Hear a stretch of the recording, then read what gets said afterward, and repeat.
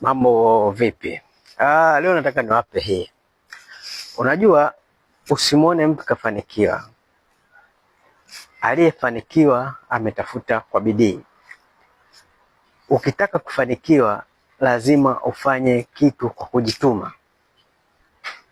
Angalia matajiri wote unawaona, hawalali, wanajituma. Hata kama wanafanya mambo ya ajabu, lakini angalia kujituma kwao. Sasa unapokuwa unafanya kazi, jitume sana katika hiyo kazi yako, mpaka watu waseme anajipendekeza kwa bosi au anajipendekeza kwenye kazi yake. Hiyo ndio siri ya mafanikio. Siku moja mimi nilikuwa nakaa sana ndani nikilalamika kazi hamna, lakini hata siku moja sikuwahi kwenda kutafuta kazi. Rafiki yangu tu aliniambia twende tukatambie tukatafute kazi. Siku hiyo ambayo ya kwanza kwenda kutafuta kazi, na siku hiyo nikapata.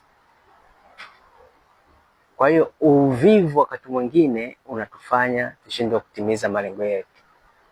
Fanya kila kitu kwa bidii, kila kitu kwa nia ya nguvu zote.